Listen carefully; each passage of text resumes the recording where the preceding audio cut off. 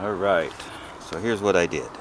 I didn't want to have to do all this alteration, but it just worked out that way. The original holes, there, but the measurement came off from side to side, and I had to bring this side forward. So to these, which actually it needed even more, just hence the third one here. And the one over there, so he's got 3 ovals, but then that's measured from the frame back to get the exact same point, because it was slightly off from side to side on the original build. They were a little bit sloppy. There's a 1/4 inch variance in the framework here for the box too, so there's a 1/4 inch on there, and a 1/4 inch or so came out on the swing arm as well, actually. So it was slightly bound all the time from side to side, although the driveline was okay.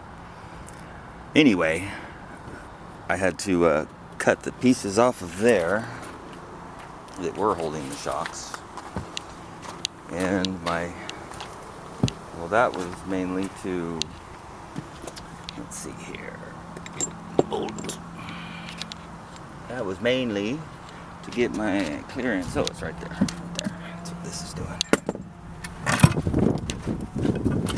So I'm thinking, how am I going to get my shocks to have their bottom point farther down so they can get into their usable range? Because there's the shocks. You can see, that's in a good usable range right there. It's probably towards the top, but they were bottomed out all the way. And when they're bottomed out, it just doesn't have any force to lift even this light, well, it's not that light, but a fairly light rear end up. But when they're in their proper zone, they have no problem. So what I had to do is get the bottom shock. So you can see what's left of the bracket. It used to be right here, it came out over there, and the shock mounted like right here, about this height. So this little piece here is going to, the shock used to be mounted like right there. This is going to get hooked into here, and the new shock will be mounted down here, a couple inches lower, which will help it get into the right range. And it's okay that this is on a pivot, because all the force is going down, so it's not like this is going to lift at any time. So I think that ought to work. I just got to wrestle the differential back into place there,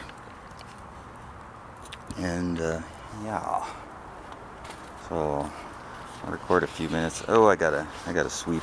I don't want to get metal filings all stuck in my arms and legs. That wouldn't be good. So that's where I'm at with the overall build. So here we go.